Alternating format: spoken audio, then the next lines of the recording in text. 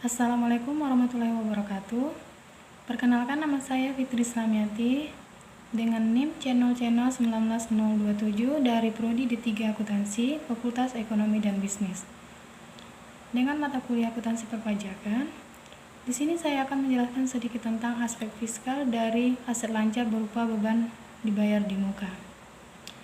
Aspek ini dapat kita bagi menjadi 3. Yang pertama, konsep pencatatan akuntansi biaya dibayar di muka. Yang kedua, pajak PPh pasal 4 ayat 2 dari penyewaan tanah dan bangunan.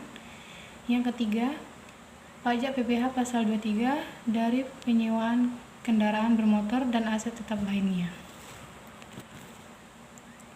Konsep pencatatan akuntansi biaya dibayar di muka yaitu biaya yang dibayar di sebelum menggunakan jasa atau barang yang akan digunakan.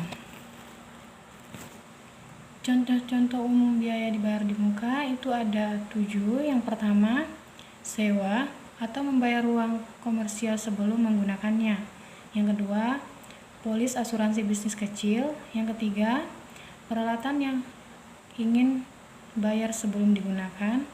Yang keempat, gaji atau kecuali jika Anda menunggak gaji.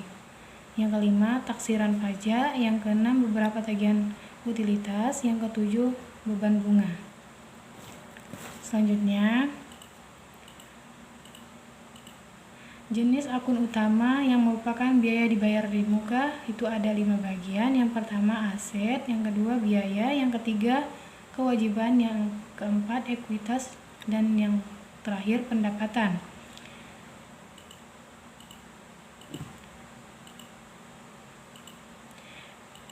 Entry jurnal yang kita buat saat mengeluarkan biaya prabayar dapat kita lihat dari tabel.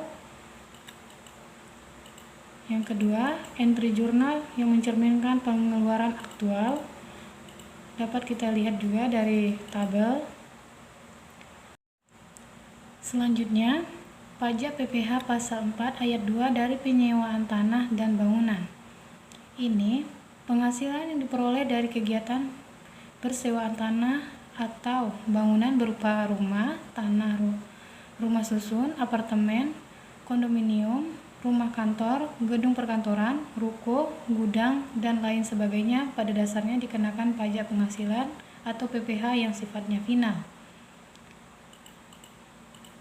Selanjutnya, pajak PPh pasal 23 dari penyewaan kendaraan bermotor dan aset tetap lainnya. Ini dapat kita bagikan menjadi 2. Yang pertama, tarif PPN atas sewa kendaraan. Yang kedua, tarif PPh pasal 23 itu sendiri beragam tergantung dari objek pajaknya. Yang pertama, tarif PPN atas sewa kendaraan. Berdasarkan pasal 4 Undang-Undang PPN, jasa sewa kendaraan terutang PPN dengan tarif sebesar 10%. Ini terdapat pasal 4A ayat 3 huruf J Undang-Undang PPN disebutkan bahwa jasa angkutan umum baik di daratan maupun di air serta jasa angkutan udara dalam negeri tidak terpisahkan dari jasa angkutan udara luar negeri merupakan jasa yang tidak dikenakan PPN dan diberi keterangan cukup jelas. Selanjutnya, tarif PPh pasal 23 itu sendiri beragam tergantung dari objek pajaknya.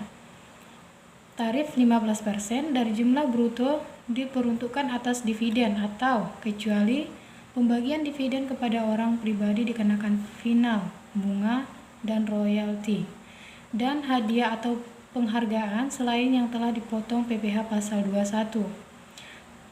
Terus, sewa dan penghasilan lain yang berkaitan dengan penggunaan harta kecuali sewa tanah atau bangunan.